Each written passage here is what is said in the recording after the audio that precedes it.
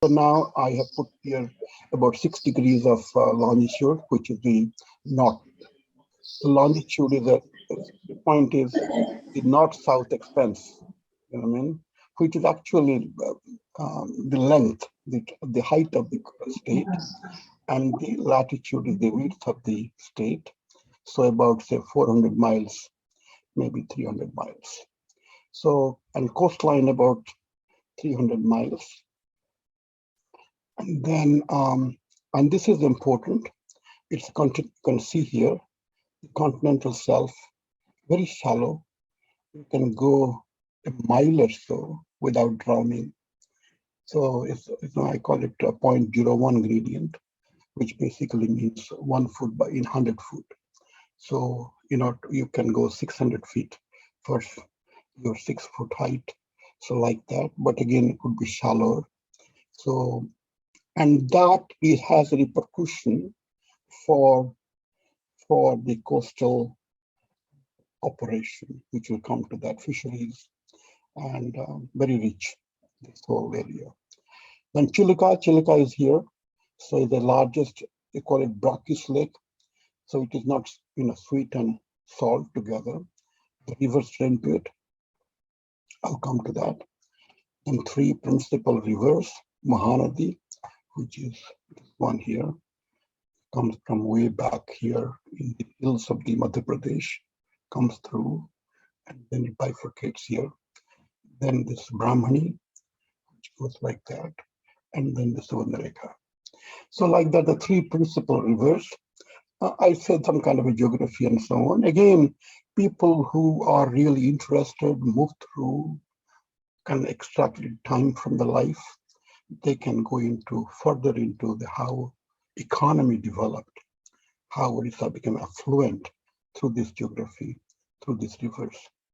So the fertile land with downslope eastern mountains, then rich forest. Rich forest again has not been fully explored, but I'll come to that. Agricultural products. Now, agriculture might not have generated itself in Odisha. It might have come from outside, but it became a food basket for herself and provided the rest of the country and became very hospitable. Odisha became the only land where you can get some food. And so that became, Guru Nanak, he learned about that. The people here get free food. So that is how he went back and created the so-called langar system, where you can really get midday meal without question. Now, this is a little relief map, which I may use in my general discussion when we come to culture. So this is how the present political boundary is, and a lot of areas here are also they call Odia. Odia is a culture. Odia is I'll say what that culture represents, but the north here also up to even Midnapur, this area here of West Bengal, Bihar and Jharkhand and so on, and also here in Andhra Pradesh. So as I said, that was more like a triangle rather than this particular carving, but that has been political. So we move on to show the natural sites. Natural sites are plenty, and people go and take pictures and so on. But I wanted to highlight that what is special about it, and that has not been fully understood. The uniqueness of the nature in Odisha, which probably contributed to its wealth, affluence, and richness of culture. So first I show you the bird sanctuary. People must have seen this. It's on the Chilka Lake. So migratory birds, they show up by this time, spring migration, and a massive It's about a 20-mile long and about 10-mile wide lake. So the whole lake gets covered with the birds and a splendid sight. Nowhere in the world it happens right on the migratory path. And then I saw this Daspalla. So this is the area where elephants. Now these elephants are different than the African elephants. African elephants are more wild. These elephants can be tamed, and they were used in the military. And then Odisha is the only state which created how to train an elephant. So there are books about it. And how the Odisha, the king was called Gajapati, who would maintain the elephant army. So the question is, they become ferocious in the war, but at the same time they're gentle to people. So that biology has not been fully understood, and also not understood how elephants came to Orissa, natural origin, or they came and somehow the African element got adapted to Orissa jungles. Now this is tiger, so which is on the there's a tiger reserve on the Mahandi belt. So and these tigers are probably indigenous. They spread from on the east coast towards Bengal and so on, and it most likely came from that side, the Himalayan side, and then had habitat in Odisha. But they are very comfortable, and some of them occasionally they kill, but if they get enough in the forest, they don't kill. And then we have here finally the alligator, the crocodile. So this is a special crocodile which happens in the coast on the Mahandi Delta. And I saw some of them during my visit onto the relief in Odisha. And they're massive creatures. If you go to the Everglades back in Florida here in the south, you see such creatures. They may be pretty old in the biological evolution. And then again, whether they crawled from the ocean and then found shelter, because they're reptiles. They're not really aquatic. They can swim, but they're not live in water. They live on the land. So that has to be again studied, and we have not done much. I want to take you back to the map here. So this is the Chilka, and here this area is the elephant area. I think one of the areas here is called Gajapati even now, and then this area is here is the tiger area, and then this area, this delta area on the coast and so on, is the crocodile area. So when you visit next, you might try to. Then I come to so this is the natural sites and plenty. I gave you a small sample. Then festivals.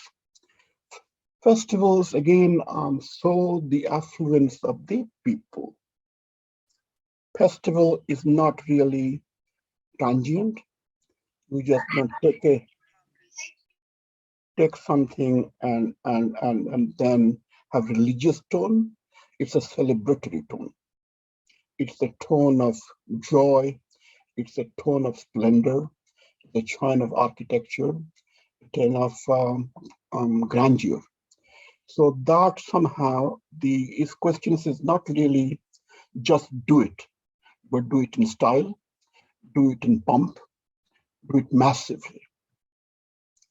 What is believed that the Rath Yatra, which happens in Puri, this probably originated as a Buddhist festival, but then these 3 different chariots, they're prepared every year, they're prepared fresh.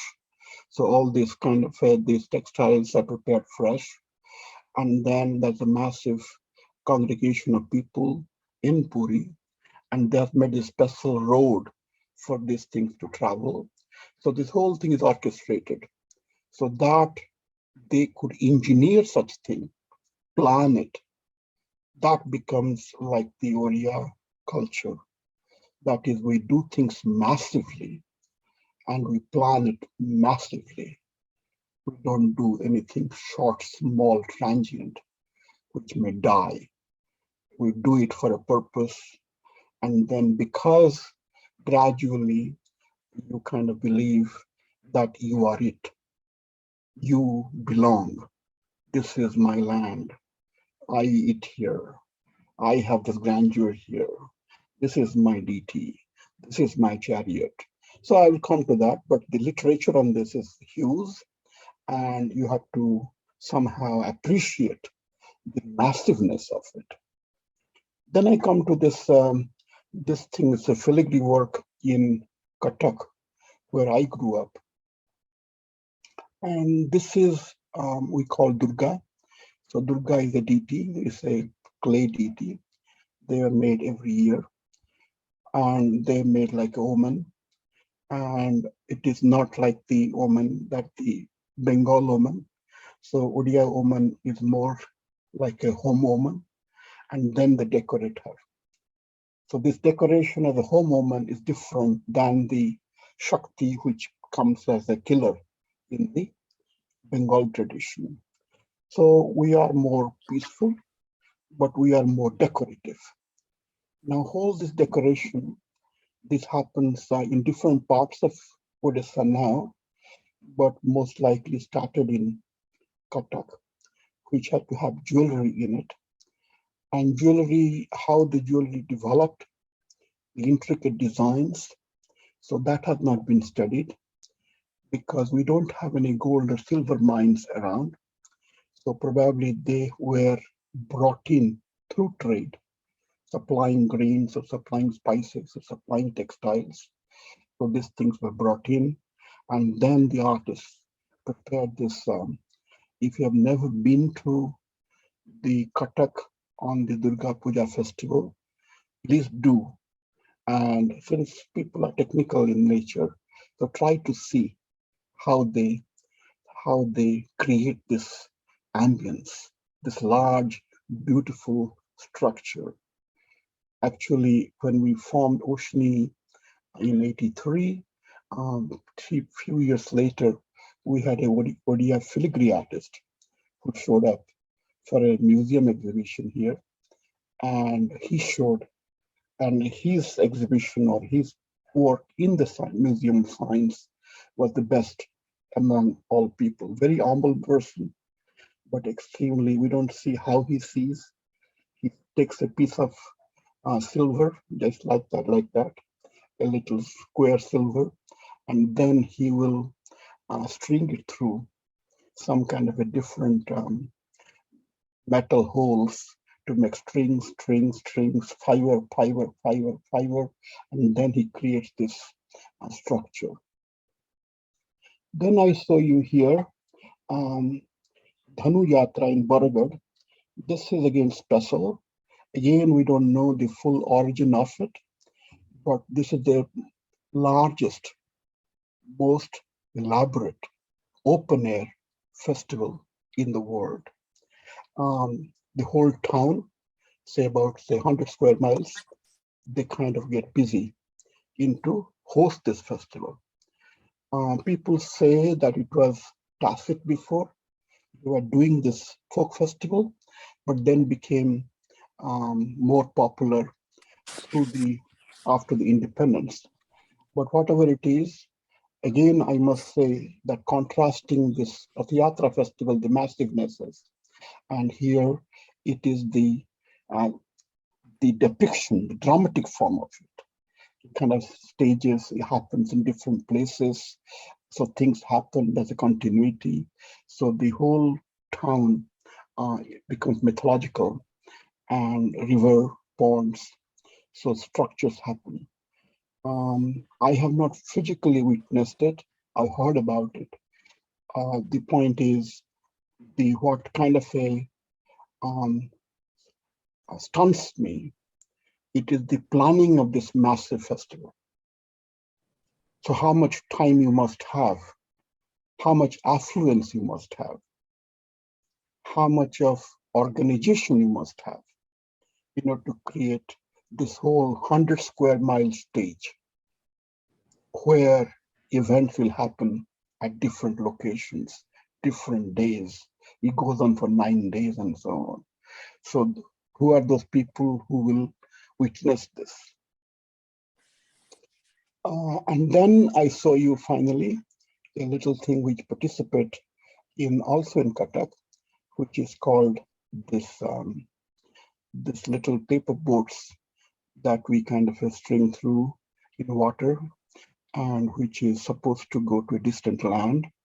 And this is a remnant of old journey that Urias did to islands, faraway islands called Bali. We did not know the Bali Yatra. In those days, Bali meant, so I tried to physically fidget the what exactly happens in those areas. And I have not been to Bali, but I saw in Thailand. So they have a similar festival back in Thailand in the same time, which happens to be the month of November, when the weather is quiet. And so people start from here, people start from there. Apparently, that's a climatology. Who knows the sea, but we have not examined how it started, how many people might have perished, who found the navigation, then how did they find the path. So all that is open to new research. Hopefully new areas will kind of come to the plate and rediscover the adventure. Nowhere in the country this adventure is known. People came trades and so on. Here these people did not go for trade. They had social relationship and it continued for 1,000 years. Anyway, so the next I come to the people. The people, I kind of in general try to give you an impression of the various kinds of people, different people. We don't know when they might have come, but there's a distinctiveness to people. The first I mentioned about Kandha, it's not clear again whether what indigenous means for Odisha, in the sense that the late discovery that Odisha, North Odisha, was very old. Very old means the first land on earth, as the land evolves from the ocean. So that could be the first land 3.2 billion years ago. But then whether the human beings evolved through it and how they evolved, or they migrated to the land, we have not examined. The Skandhas, which we call as the inhabitants of the southern part, also in the map, and these are, is believed to be part of the African migration. And they came and then they stayed, and they kind of have a enclave. I'll show you in my Odisha map how the Kanja settlements. Then we have this, but what distinguishes is they have this ear ornaments, and the nose ornaments. So this is kind of a, and then this kind of markings on the face, which they kind of create. And then we have another tribe called Munda. Now this Munda, I believe, I think that there's evidence to believe that they probably arrived. They are distinct from the Kandhas, so they have this neck ornament, strong metal neck. So whether that was a protection against some kind of animals like tiger or so, or what exactly they were doing is not been discovered, known, but they operate in the northern part of the state, and somehow also they migrated further west, and it could be that they were also responsible for us taking the language, the Munda language, towards west, and that's a different kind of research. So I give you some examples of it, and I give you two more. Then we have Sabaras. Sabaras are a southern tribe, and again, the large amount of them. We believe this Jagannatha is a Sabara deity. Why they did the three different symbols is not studied, but somehow we connect the Jagannatha concept to the Sabara concept. I will come to that briefly as I move. Then we have Odra, but you cannot see that. So they don't have those metals and so on in them, and they are very strongly agricultural, and they also have some artistic thing on the walls and so on, which possibly have a significance as regarding the symbology. That is, there's a cosmology to it. That I'm not alone, and that is coming universe. So that kind of concept. Several literature is just being developed. Then we have Odra. Odra is another tribe, and again, we don't know the full origin of it. Um, we think it's a northern tribe, northern in the sense um, probably arrived from the Assam area, but we think the Odisha philosophy of karma. People know karma. That is what I do. I get benefit from my work. How sincere I can be, whether I'm insincere, whether I'm doing with full intent, or I have a duplicitous intent. So that is the Jaina operation, that you whether mind and heart together or not. And that goes into the Odra philosophy. And then they probably knew some technology. They built houses, and also we think they built these cave palaces, um, which we have remnants in the Bhubaneswar Hills. I want to show you briefly about the geography of. Uh, so this is the Kandha area, and it goes further down and so on. Oh, okay. So this is the whole Kandha area here. Goes further. This is the Sabar area, extends here.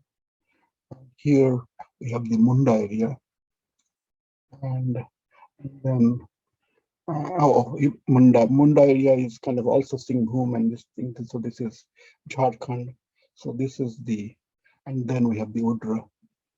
Odra is on the. So um,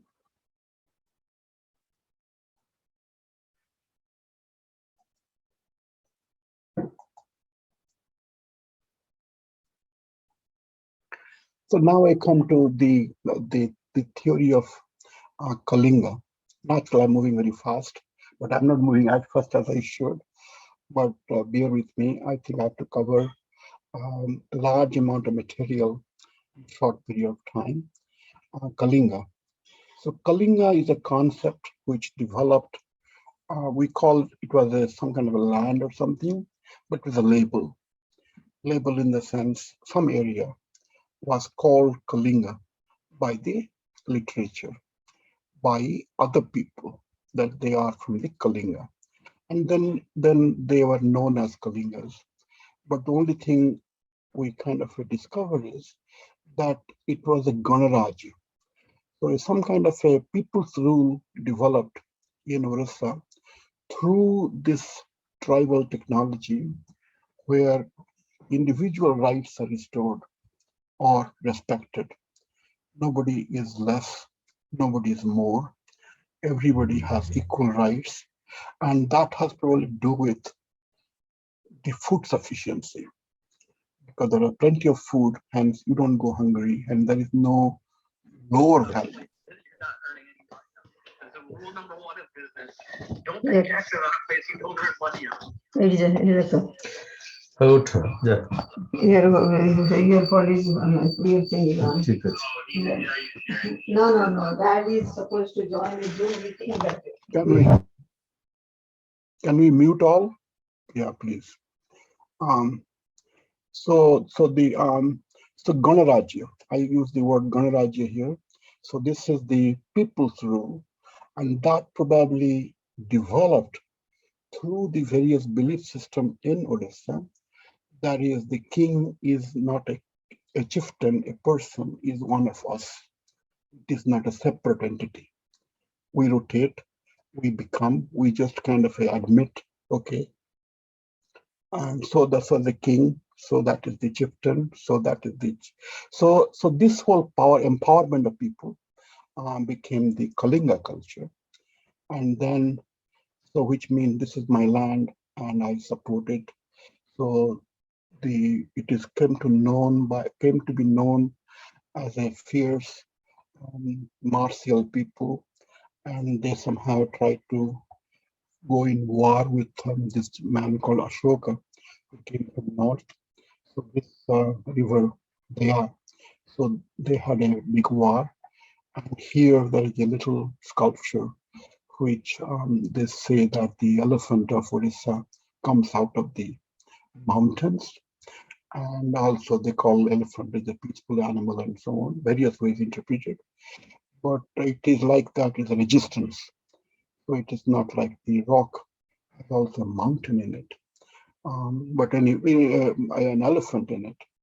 And then later on, Japanese have created this kind of Buddhist temple there.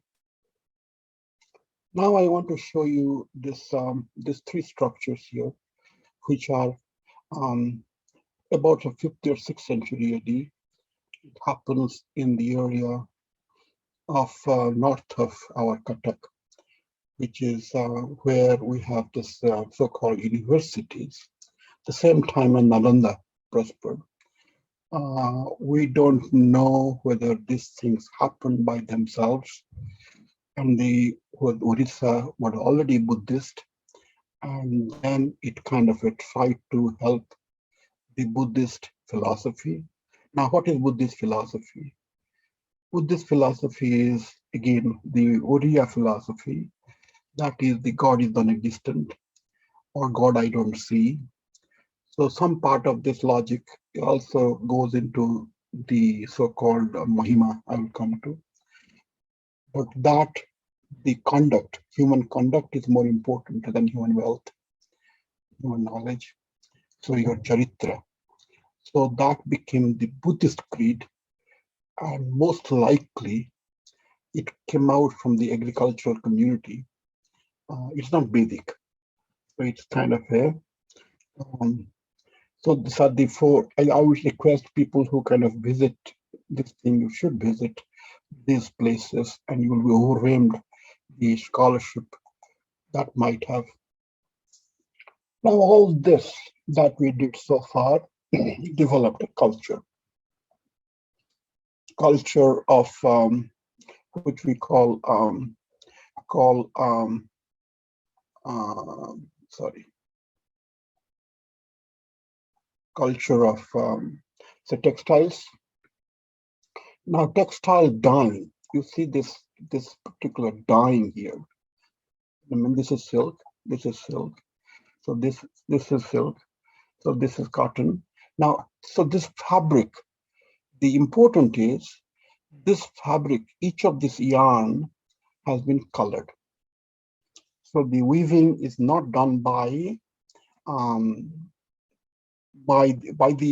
no foreign yarn, in the sense that the whole material, the entire material, is of one bulk of yarn. So that is the homogeneity of the material. For example, this shirt I'm putting on, it has no two different threads in it. All threads come from the same species, and then those threads have been colored, and then so colored, so powerfully colored, then they go through the weaving process, and the material comes out. So that technology of it, dyeing process of it, the chemicals used in the dyeing, the seasoning of it, the drying of it, the fixing of it has not been studied.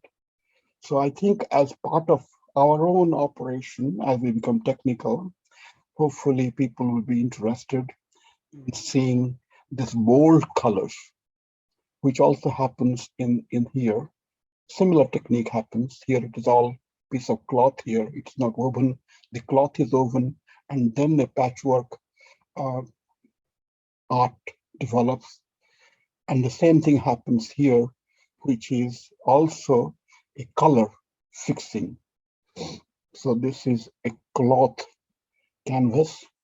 On the cloth canvas, you have natural vegetable colors. By this time, however, because we are applying on brush, you can apply some metal powders, you can apply bone powders, you can have aquatic structures, cells, so they can do this particular white. It's like a, the aquatic white. This beige is also aquatic beige. So this thing happens. So this technology, how people developed, how the color will stay, how it will fix, how it not fade, how it will really have a base in which it has a psychophysics of appreciation. So that has not been studied. Hopefully some people will get into it in course of time. I'm not saying that we go, but hopefully I design this for children who may in the future may try to explore that what we are, what we have been. So now this whole process of art manifests itself in textiles and colors and in the designs, but majestically in these temples. This again, as I have been expressing before, that the massiveness of it, the organization of it, the planning of it, the preparation of it. So a structure like that, which is Bhubaneswar, to plan this construction and to create the foundation for it, and then to start the resources allocation for making this to happen, is a project of magnificent or gigantic proportions. So that people had time to plan, draw, think, scientifically develop how strong would be the foundation, how deep would be the foundation, what would be the weight of the temple, how it will stabilize itself, how the soil is, how much of gravel we put on the soil. So all those have not been studied. So I would say in the future, hopefully, myself was not even thought about this, but lately, last 2 years ago, when I was stuck in Bhubaneswar for a month due to the corona, so I kind of tried to pedestrian walk through, and these thoughts came to my mind that I can't believe that this is me, that my people could plan this massive structure, and that still stands. Now this stands again has an aesthetic value, which is not an ordinary temple, because we are cylindrical. So a cylindrical stack of rocks or stone structure to stay is not really engineering possible. So that brings to this massive top-heavy operation called Sikara, and which is particularly called the Odisha architecture. That is, we put a top to it. And that top is very important in the sense, what would be the weight of the people who might have played this stacking, this thing we played on the street. If you see that, how the top heavy, how the top by gravity holds the rest of the stack. So same thing happens here in a more technological sense. So the balancing of it, the symmetry of it, the weight of it, and the placing of it. So that is some kind of a center of gravity that goes through. But anyway, so the question is the trigonometry, geometry, the operation, the civil engineering, all that is still, they have some sketches of it, but not the rudiments of design, planning. So this is in no way, this is, we call it about 11th century. So see the amount of technology might be going into it. And then the grouting, that is this particular structures. So they were probably built, they were constructed some on the ground and lifted up to be grouted there. So to position them in right place, right angle, and to create the projection geometry, for example, there's a curve to it. The Taj Mahal does that much later, a similar kind of thing, projection. But to do this is marble, it's not soft. But to do that on the ground, to lift it in some process, has not been studied and somehow were neglected. The same thing happens here in the Jagannath temple. So the chemistry of grouting in the sense how it will hold each other so that the climate, air, water, and so on will not corrode it. And so that becomes the similar chemistry as the dyeing chemistry, material chemistry, what will hold. So we know that the alkalis and so on and some sand, they might hold. But what I heard, so there are special glues in the forest, tree glues, which have this kind of a binding, which are not really water soluble. So the question is, you have to kind of, and then how the mix of it may happen, things of that nature. But anyway, so now this is, I go to the next thing, structure called Konarak, and that whole technology becomes more massive here. So you see the temple is facing east.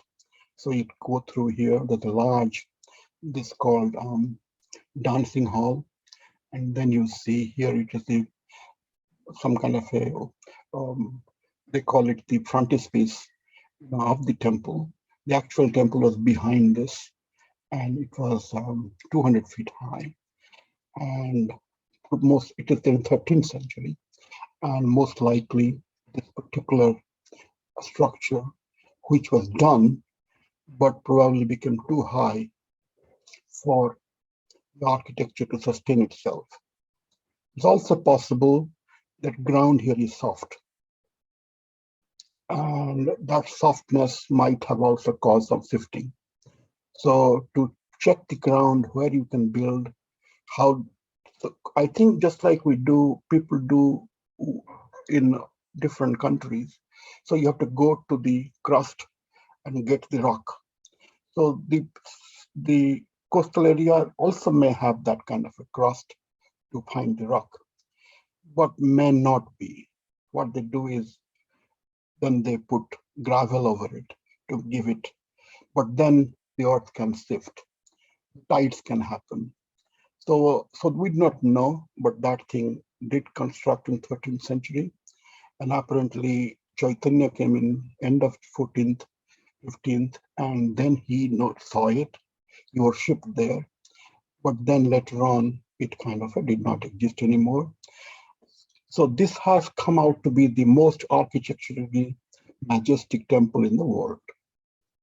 So we have some kind of facade here, some kind of a structure here, some kind of structure here.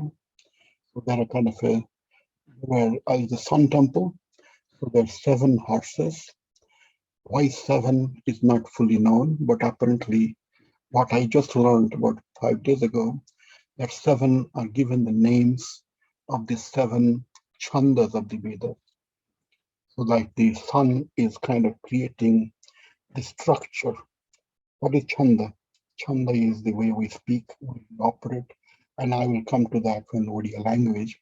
So that is the 7, and which also, it's not 7 shwaras, but 7 structural modes in which language is operated, which happens with the Vedic. So anyway, so this is how the Konark temple is, and people go and visit it. But my point is try to see the technology of it. There are iron beams inside of it, and those iron beams are kind of a, I think they have put some kind of a grouping somewhere. Not, I didn't see the picture here, but so the long iron beams were 20 feet or so. So that probably had to wait. Where the other temples also has iron beams, but the placing the iron beams also is a point of engineering design where you put. But good part of it is that the other 2 temples are still standing and being used. This temple did not stand. It's kind of a collapsed, but rest of it is. Then I come to this Odia drums, percussion, and this is powerful. And this is what I bring in the previous, the tribes that we talked about. That is some kind of affluent thinking, which I think is very fundamental. That is what universe is. I don't know. No, I do not know. I just get this kind of a glimpse from literature. So people, various people, so I will come to them, principally with, there's a gentleman called Saradasha, who came in late 15th century, end of about 1460 or so. And then he traces this. What traces is that what is universe a God's creation or universe real? Is universe is physical? Do I belong in the universe? The universe is without me or with me? So this kind of a dialogue to say that universe is not without me, universe doesn't control me, I'm a part of it. So that discovery that I am not exclusive, I'm inclusive. And so that eventually became the Tantra literature. That is, I have the right to understand the universe. I can create the universe on my own body. So I think the science of it, the understanding of it, the philosophy of it has not been explored. I'm just taking the trace of it in different means, what might be. But what fundamental comes out is that universe is a bit. Universe is a vibration. Universe is not this splendid, this massiveness that you see, but it has a rhythm to it. So that discovery, the rhythm, is the drum.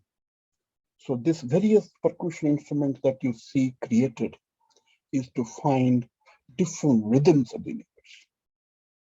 And so that no strings, in the sense universe is not analog. It's not really continuing like that. It's just like human being, it has a rhythm. And that rhythm could be fast, slow, large, strong, could be anything, but it's animated.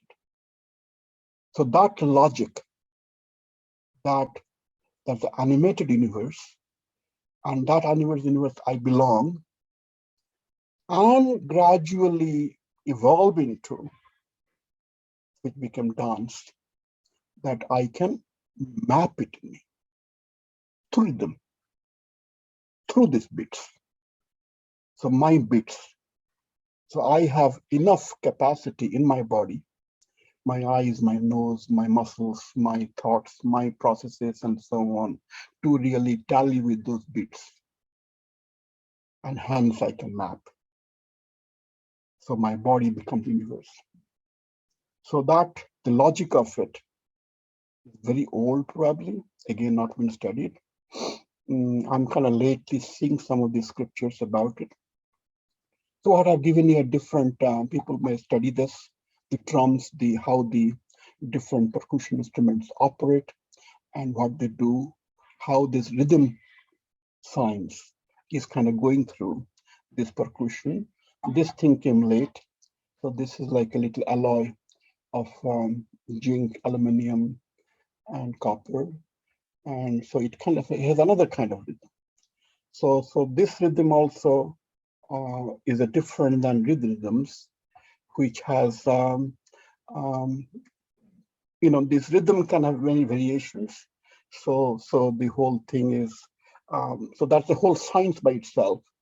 Anyway, so these people, here are some kind of a dance. So Karma dance. Karma is, that is in this universe, we operate as individuals. And that individualism is defined by our karma, or karma, what we have done. So then you can make philosophy out of it. Are you good, bad, what you did? So which basically happens in this system, that how best you have preserved the universe, the tune, the rhythm, the vibration. So that's your karma. Karma in the sense your life was given to you. Did you preserve it? Did you maintain the vibration? So they try to, so that's how the Odia become traditional, becomes, again, we do not know this, the length or the time in which this might have developed itself and become rooted. So here is some kind of another form of dance called Dal Khai, which is a harvest dance, but again, the same rhythm. So no string instrument in this, rhythm instrument, percussion. So that makes two things. One is the oldness of it, the richness of it, and the vibrated nature of it. We move. So these things I told you before, so these bits and so on, eventually got transformed into dance. Now this dance, earlier, as I said, that happens, this massive, because once you have the universe rhythm, so you can't have a single person really contain it. So that could be the situation where you have the folk festival, or this so-called open air dance, where massive different kind of characters are doing different kind of plays, roles, and so on, and different drum beats. So now, so that means the universe is there, that vibratory, but there are all kinds of vibrations going on. And that can be only done by people who are skilled in those vibrations. But then to combine them all on the single body became the Odissi dance. That is, can I really display them together? So what I need lyricism. So lyricism is what? So now the drums become lyrical because body is one unit. So drum is vibratory, steps and so on. But here the steps are together. They call it lasya. It's beautiful. It's kind of process. It's a structure. So this kind of a thing that I kind of saw the gestures, I saw my action, I saw, so like that. I won't go into detail about it. This research is large, psychophysics, material, mapping. And then there's a book called Natya Shastra, which happened, but which probably happened afterwards. This developed before the individual acquisition of the universal bits in the human body and to depict it. And then here is our friend. He visited here again through Oshni, our Odisha Society New England, one of our first festivals. And then he also visited here in Odisha Society. When he first visited, we didn't have Odisha Society, 1976. But later on in 96, we had. And so he's Guru Kalucharan, and who is massively this whole universe depiction of it in this. And then, so this becomes Jagannatha, which is the symbol of the universe. So like that, and you kind of a dialogue that am I doing it right? And hence you offer. It's not clear for the whatever you do, it may not be complete depiction of the universe. But this is I could do, and you have the humility to offer it. Now, so this whole thing becomes philosophical. Again, I must remind you that the richness of it, the development of it, the history of it, the length of the time it might have taken, slowly, empirically, to become what it is, looks like astounding. But we do not know. I would simply say that the ground, the nature, as I said before, the universe is bit. So the universe bit manifests itself as food in the ground. Universe, it communicates to the human being by providing food. So that became the Odia culture. That is, it is the land that gives me food. So if there's any spirituality anywhere, that's in my land. So the land comes as a mother. And in other parts of the country, as I said before, there comes a Sakti, but here is not Sakti, it's a mother. Mother. So mother nourishes me. She knows my pain. She knows I'm hungry. She knows my love. So that whole this thing is not the skyward, but earthward. So this becomes very powerful, and we do not again know how long it took to develop this earth concept. But as I said before, the Tantra developed through the universe mapping on the man and the physicality of it. This food became that whether the whatever unknown is there in the earth, is it a blessing or is it physical? Is it something happens by somebody else's mercy? Or does it happen by my labor, by me working on it? And then the question is, am I sincere in working in it? So that becomes this karma theory, as I said before. But what fundamental of that is my relationship with my mother. So the mother manifests itself very different ways in different places. So this is called Biraja.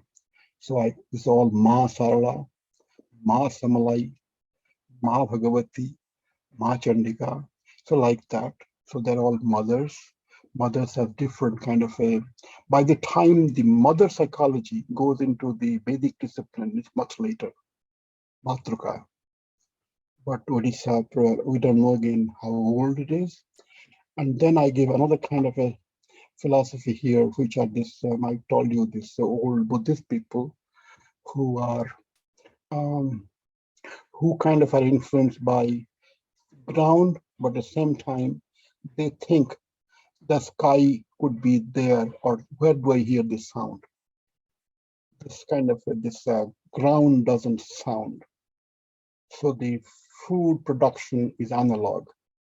So I hear this sound from nada.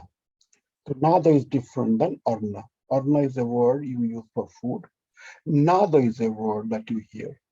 So these people now they come from the space, so they look at the space and so on. Who sounds? Because you think that the universe as a bit means something is sounding. So kind of let us worship that. So they call it void because they don't see anyone. So anyway, all those come to make this the deities Jagannath that we know of, and I might come a little more about this later. Um, now I give you a little bit of the languages. So language, Odia language is old. Odia language, see, the Ashoka is known to be having the first inscription, and that inscription happens to be in Odisha. Now that inscription that they can carve on the stone, so that could be technology that Odias probably had developed. But they are not really what people claim that what they write is not Odia language. And Odia language becomes through this gentleman called Kharavela, which is another 100 years later.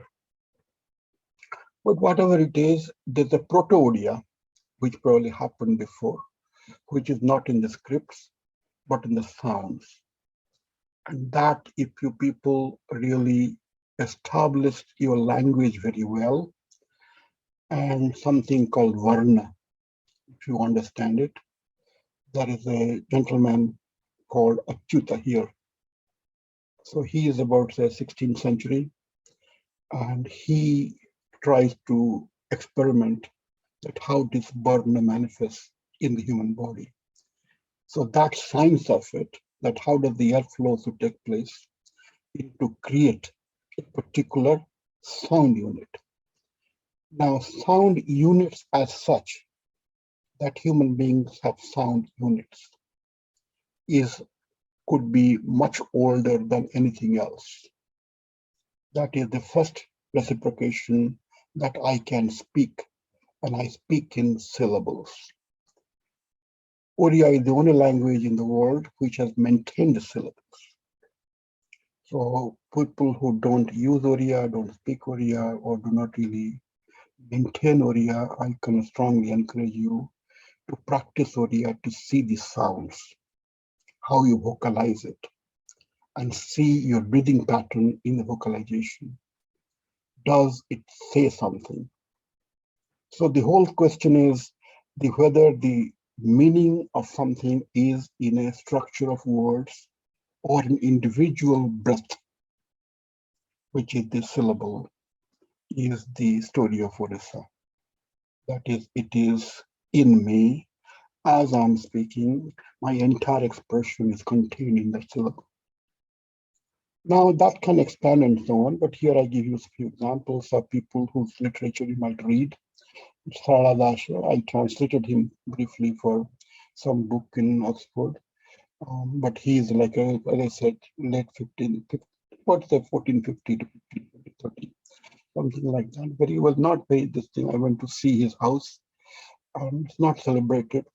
So people don't know how he lived and so on. Apparently he was a farmer. He doesn't say how he got education, but he kind of reads Mahabharata and he makes his own story. Mahabharata, he maps it out of that. Very kind of unique in the Oriya culture.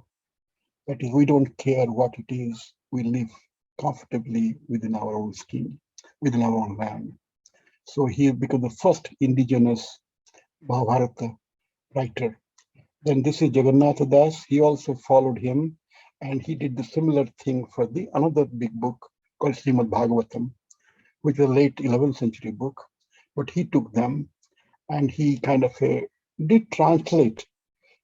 This is more translation than Sarla, but he translated, but it made it the Oriya way that I said before. That is the karma, your own. It's not. It is story of Krishna, but you manifest yourself as what you do, your conduct, your principles. So that he, in old, this Munda and Karma. Then Balaram Dasha is another person of the same kind. Again, very rich. I did Ramayana, and Achyut I told about Tantra, but he is the most mysterious among them. And if you really are scientific in nature, you must study him. Then I have this Samanta Singhar, who is a like Odia poet and powerful poet. And this becomes rich in words now. So the rhythm and the music and so on get into it in the sense that we become more lyrical, and which eventually gets manifested in the majestic Mupendra Bhanja, who lived about, say, I think 18th century in the sense early 18th century, late 17th century. And so on, I went to see his house, and he was kind of became poet. So they threw him out of he was a prince. So they threw him out of his house, and then he kind of took shelter in a temple, and somehow he could manage to survive. His wife somehow helped him, and they produced this massive poetry of Odisha, which has not been paralleled. We continue. So Odissi music. So music, so all this literature I mentioned to you has been also musical, and then this musical has become, I call it that the richness of the land and so on produces this, this chanda, I said. Chanda is a function of how do you lyricism, how do you express yourself. So Odisha happened to be the land where chanda, the expression mode of life, developed. The trees have a chanda, the snake has a chanda, the mountain has a chanda, the sky has a chanda, life has a chanda, the woman has a chanda, women have many chandas. So all that, the lyricism of it, the process of it, and the whole documentation of it has not happened. So very colloquial, so they call it, so it is not really what they call classical. What classical? Classical means not following some kind of a northern structural analysis, but this is very colloquial. This is as I see. So as the snake moves on the ground, right? So it has many different curves and turns and so on. And my chanda is expressing it. And then it expresses it also, changes it. So the question to quantify it, the codification of Odia chandas has not been done. So that is this mardala eventually became an instrument where this bit of the chanda in the men is kind of depicted. And then I don't mention here Prendrapanji, I don't mention Jayadeva. So this is Vishwanath Kaviraja, Sahitya Darpan is a book which kind of tried to say that why chanda, why this kind of a technique. That's because you must appreciate the beauty of the movement. It is not that the snake is moving that way. It is the grandeur of the movement, the wholesomeness of it, its color, its shape, its structure, its texture, and its movement. And that kind of the splendor of the universe. And everything has that kind of effect. So you don't see the isolation of it. You see totality of it. The totality of the mountain, the totality of forest, the totality of the sea, the totality of the river, the totality of it. So that they call Russia. Russia. That is when I'm speaking, it is not I'm speaking, you are hearing. So there is a environment to it. There's a scope to it. There's a process to it. And we immerse ourselves in it. So then we feel Russia. So that is a very Odia concept. We don't know how it developed, when it developed, but the first documentation of it is in the 14th century in this book. First means there have been like sketches of that before, but the codification of it is not complete. but the psychophysics has not been studied. So Russia is large, so everything, it calls soha in the Vedas. That is, everything has to fit right. Everything has to have aesthetic experience. Everything has to have immersiveness. So that to do, the clothes, the material, the ornaments, the setting, the nature, the food, the music, the drums, the DT, the decoration, the splendor, all that goes into making Russia. So the finiteness of it, the limit of it, how big the temple must be to have the Russia, we don't know. So that becomes like the appreciation, how big would be the eyes of an idol in order that it attracts you. That's psychophysics. Anyway, I get overwhelmed about when I think about Russia. So then I come to the part when Odisha, this whole splendor of Odisha got somehow weakened by the Majori, in this occupation. Islamic people first occupied, about say 14th, 15th century they came, and then Mansi in 1592, so Akbar, and then they tried to naturally to demolish in a sense, not the free culture that Odisha had, really occupational culture, where you beg, because the king gives, you don't produce, I take your land away. A massive number of Odia people, they become landless because they were taken away, because they were skilled people. They're taken away to build palaces, Taj Mahal, and stuff like that. So which kind of depopulated the Odisha land. And then when these people returned back after completion, they were not accepted in the village back. And so the whole thing disintegrated. So landlessness started in Odisha, miserably. So then the British came, and British kind of tried to suck out the food for their own benefit, whatever remaining was there. So then they tried to bring the so-called landlords, jamindars, in order to really exploit. And so taxes increased. So people were displaced, and land was auctioned off without that knowledge. So this gentleman called Pikas, so they were maintained by the state. So this whole operation of Odisha as an independent state unit got tremendously in distress. So Odisha got into the British hands in 1803, but very quickly, in 1817, what they call the revolted. Revolt happened first in the Kandha people, so then happened.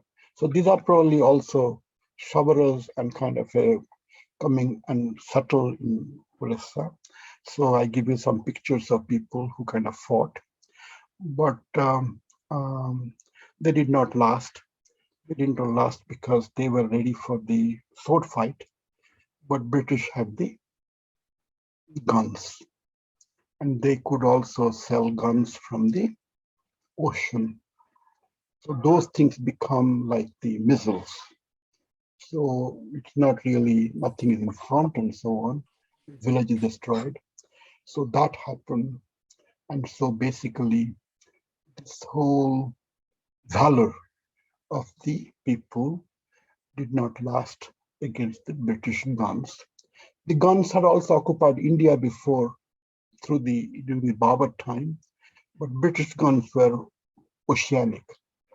So, and it is not clear, the gun technology did not come to Orissa.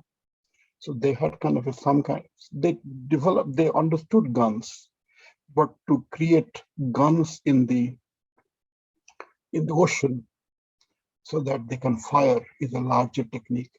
So that did not happen.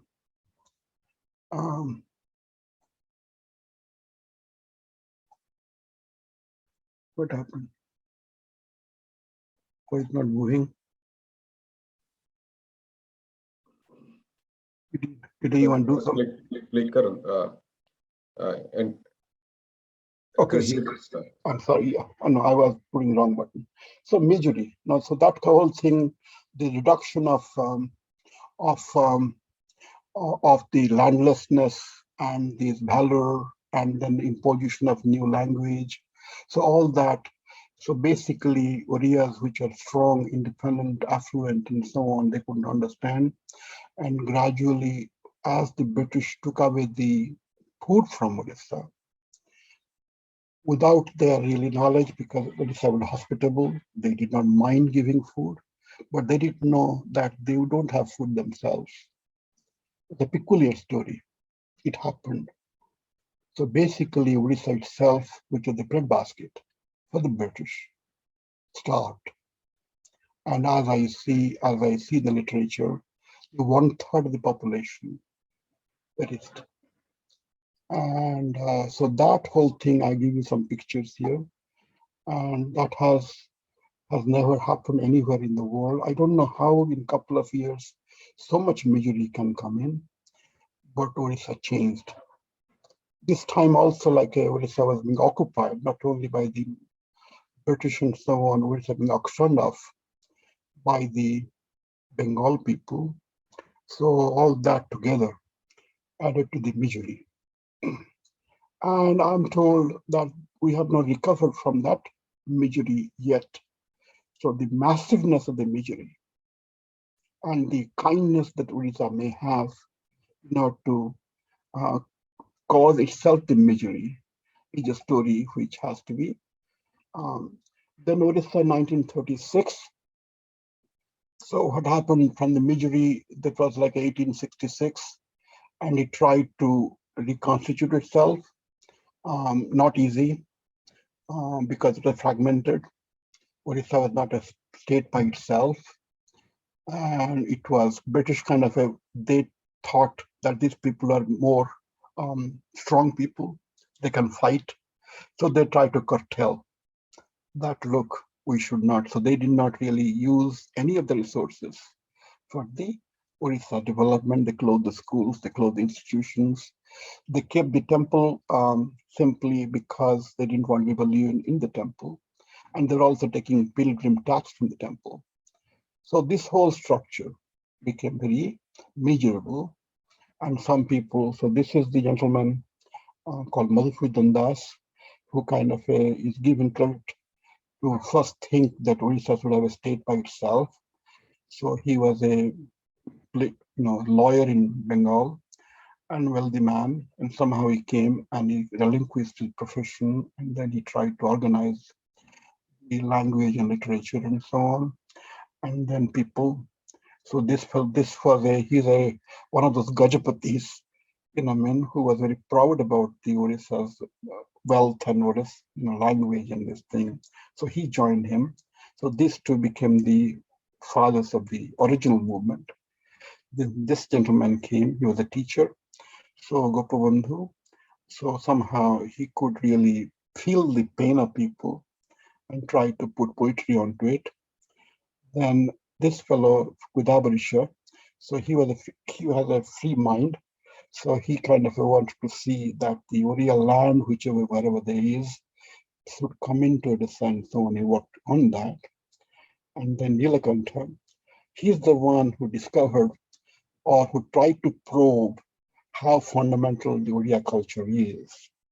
It's not a Vedic culture. Actually, Vedas people were rebuffed in Odisha because they said that the grace of God or sky is giving you material wealth and so on. Pray for it. So they said, we pray the ground. This gives us food. So from the Brahma, so it became the Arna Brahma. So anyway, so he kind of tried to examine those parts of it. Acharya Harihara was a teacher, and he joined them, and then he became like a freedom fighter with the independence struggle. Krupashindu Mishra, he comes from my village. So he's a historian, but very powerful man, and wrote, whatever I'm saying is because of his compilation, but it's not really fully documented, fully true, or fully authentic. but origin of it, that Orissa should know its own history, was due to this man. And then Sri Ramchandra Bhanja, who was a king on the northern Orissa called Mayurbhanj. He also participated in building the new Orissa, which is to do with the education, health, facilities, and so on. He gave money to achieve it. And then we continue. I give you some of the poets. So these are the, I cite some of the poets, but there are many more. But see, the same time, as I said, that the Bengalis were occupying Indians, Odisha, and so on, he was one of those.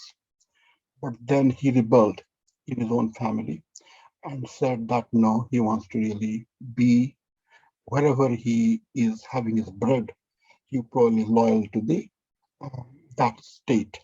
So then he became a poet and wrote in Odia. Also he wrote in Bengali, but he grew up in a Bengali home. This gentleman, Fakir Mohan, was the authentic, the first Odia of his, after Sarala Das. He would be like the indigenous person, and he developed the language.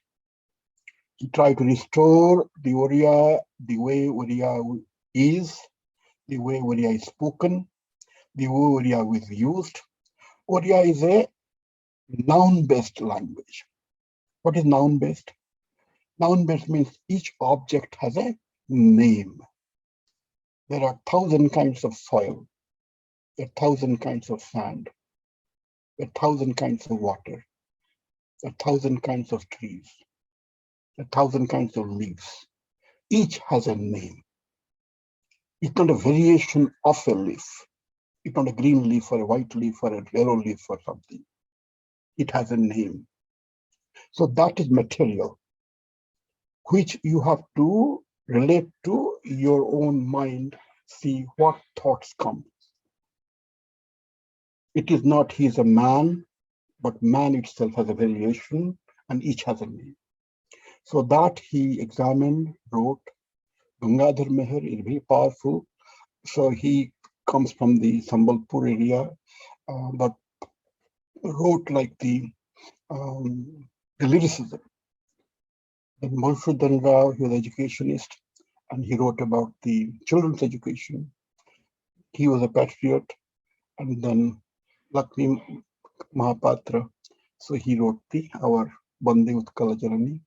So I just sample them, and then I have some few modern writers, Kalindi Panigrahi, who was kind of my idol when I was young. Mahadir Singh I never met, but his family, his son, eldest son, is part of our OSA. Gopinath Mahanti is a novelist and wrote about the Kandhas. And his family, his daughter also lives in US. And Sachi Rautrai became a poet of eminence. Manoj Das, I grew up with. He lived in our house and so on. And then he is a very nice, wrote this philosophical essays and philosophical material.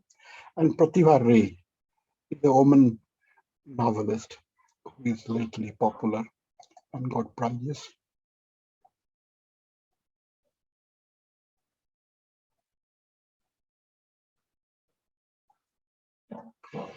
So present state of Odisha, utterly, I'm saying like a little commentary here, just for the sake of completion. So that is utterly weak and undeveloped state of affairs. Odisha state is slowly recovering.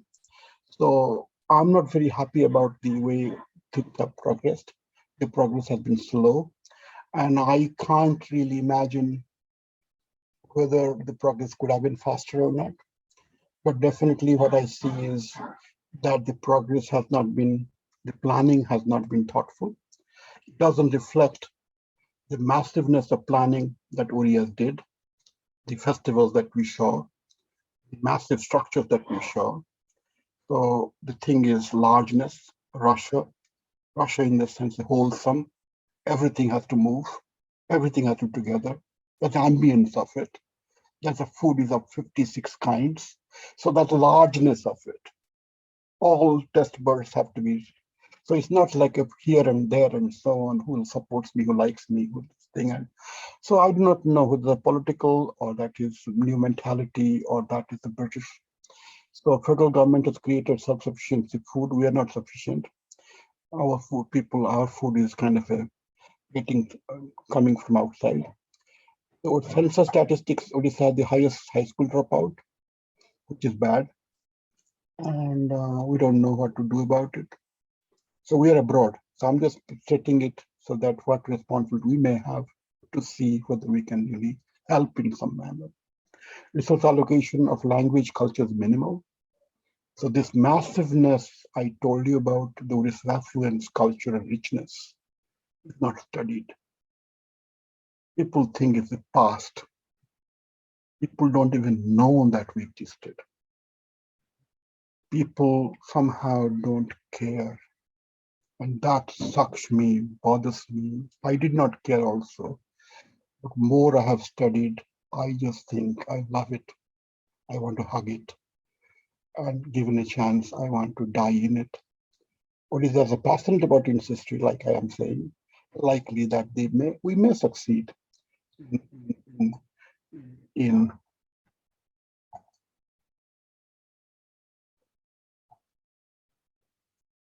I don't know what it is.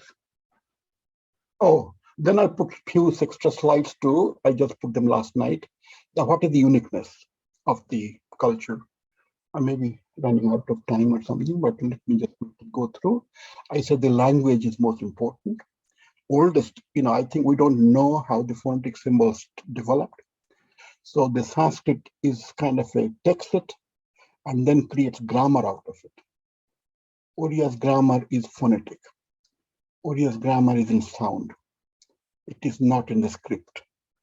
So the lyricism of it, the connection from one letter to the other is through the sound. So I express my vowel fully, completely, and then the next letter, then the next letter. I don't jump. So I have one particular motion through that letter, and then I move.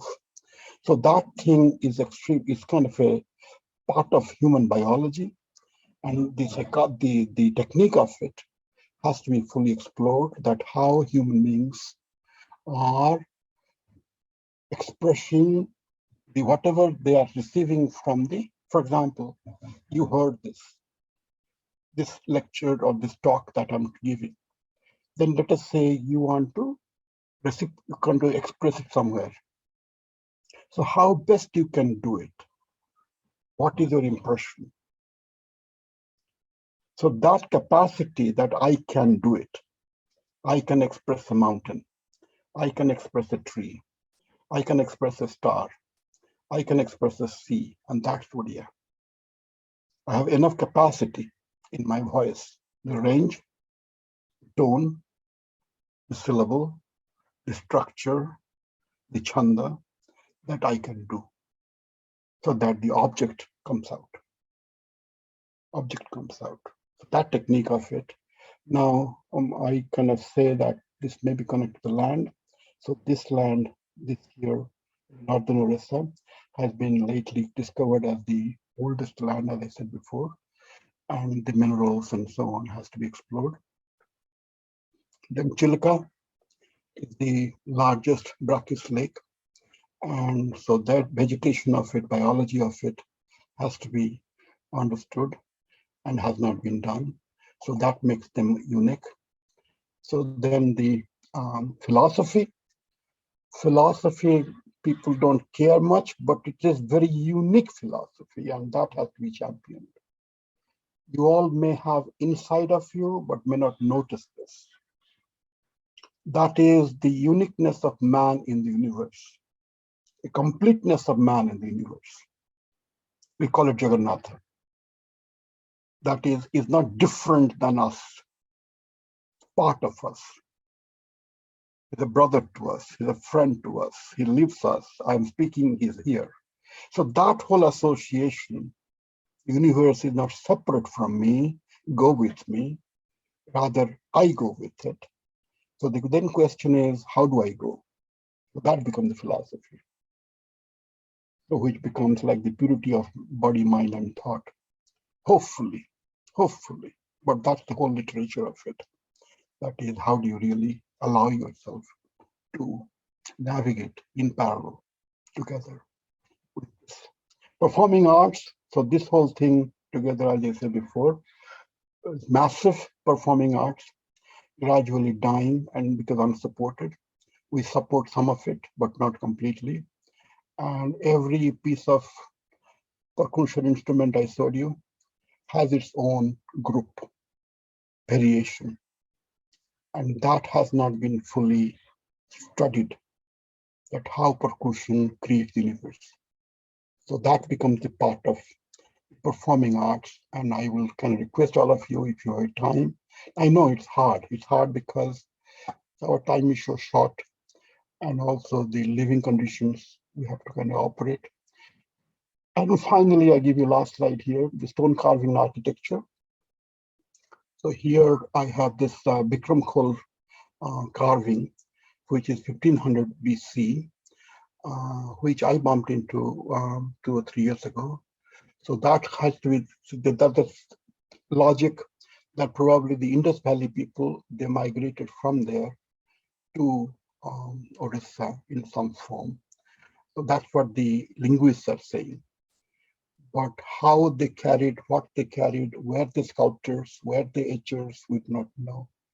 But this happens in the Western Odisha. So this will be the earliest inscription of any kind in India. And then Ashoka's inscription, of course, happened, Kharavela's has happened. And then architecture, I showed you, the massiveness of the temples and so on. So that has to be the whole process of it, the tools. The iron was not discovered, and so that has to be understood. So I'm kind of keeping it as a topic who want to go, might go, should go. And then color fixing. This is my favorite. Color fixing in the sense like the how colors go into the textile. So there are two different things here. One, the color has to be sharp. Color has to fix itself. Color has to not bleed. It's not one fiber bleeding the other fiber. And then you weave in such a pattern so that the nature comes out. Nature is discrete, so my color is also discrete. So that thing also shows up in this this whole process of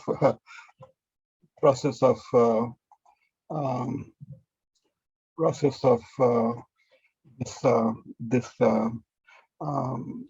cloth painting, where the sharp colors are used to depict. So the sharpness of visual colors is Odisha. So my intent, my view is sharp. I receive it exactly. There's no fudge to it. I see it. So hence my temple, my sculpture, my art, my music, my language.